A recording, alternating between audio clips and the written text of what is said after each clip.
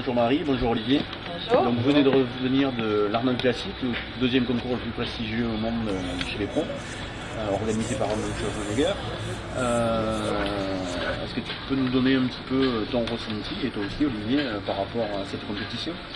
Grosse compétition, magique, organisation qu'on ne connaîtra malheureusement peut-être jamais en France, avec des moyens exceptionnels, des décors fantastiques et une planification dans toutes les catégories, dans tous les sports, parce qu'il faut savoir qu'il n'y a pas que le bodybuilding, ni que le fitness, ni que les figures. C'est un concours, c'est un festival qui regroupe différentes disciplines. Donc sur toutes les disciplines, c'est vraiment une organisation tip-top.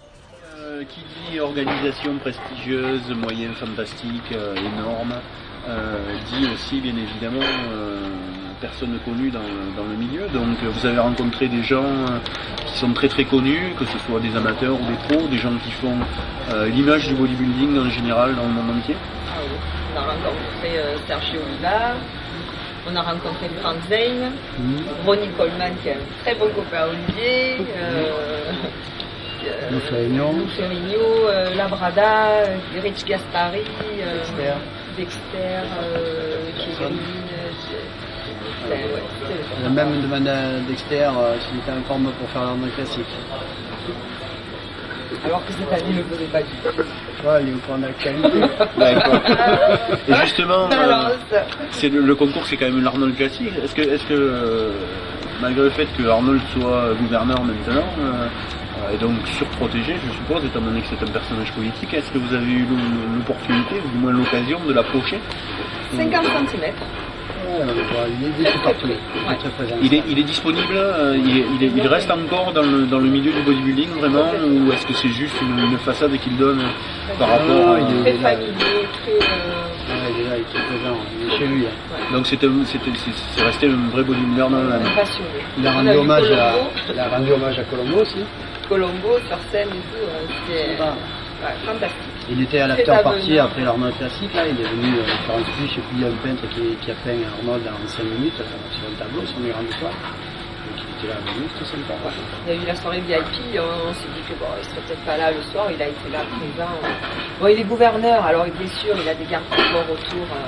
Mais sinon, il était là, venir lui sauter au cou, dire est-ce que je peux faire une photo, non, mais de très très près, oui, il a été présent avec tous les athlètes, tous les amateurs, ensuite avec tous les pros, il a été au milieu de nous. C'est lui qui remet tous les Quand vous dites qu'il est très présent, ça veut dire qu'il va vers les athlètes de lui-même, ou il faut que ce soit les athlètes qui viennent vers lui? Non, c'est lui qui va.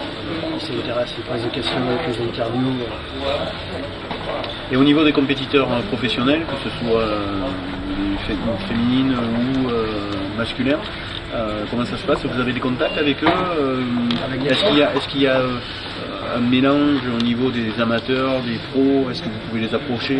Moi j'étais en backstage avec les musclés, les pros musclés, parce que pour la finale, avec les bodybuilders, juste avant notre, on avait les fitness qui sont passés avant nous, parce que la finale elle s'est fait au milieu du salon, et ça c'est exceptionnel. On est en backstage avec elles, on se dit c'est les stars.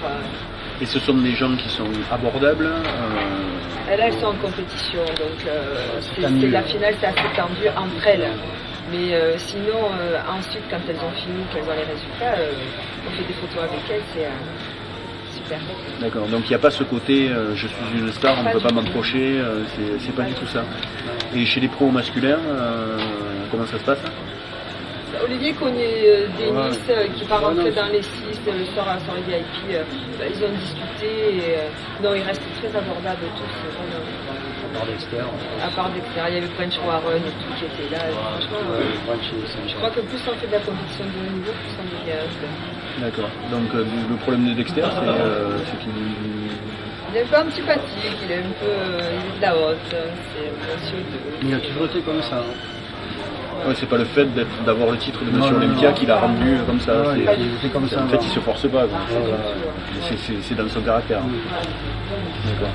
Et ces gens-là font du business quand ils sont au salon, ils sont là pour Ils représentent leur marque. présenter Ça, leur les marque, sponsors. La veille leurs du sponsors. concours, alors qu'on sait combien c'est dur de pouvoir préparer une compétition aussi importante, ils ont signé avec les sponsors et la veille ils sont là à signer des dédicaces toute la journée sur le salon du matin jusqu'au soir. Ils sont fatigués, mais ils sont là. Ouais, faire le business. Et ils font beaucoup de business. Aujourd'hui, en termes de communication, donc tu me parles de sponsor, tu as fait une séance photo et vidéo avec une entité qui s'appelle PowerSlave, donc c'est tout nouveau en France. Donc PowerSlave, c'est une entité qui va faire du documentaire sur le hardcore training, le free fight et tous les sports un petit peu extrêmes, tous ces sports de niche.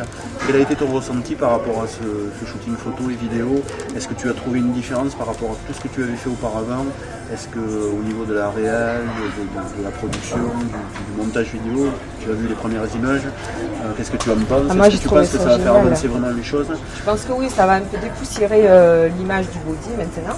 Essayer de passer sur des images plus modernes, qui soient un peu plus en accord avec notre époque.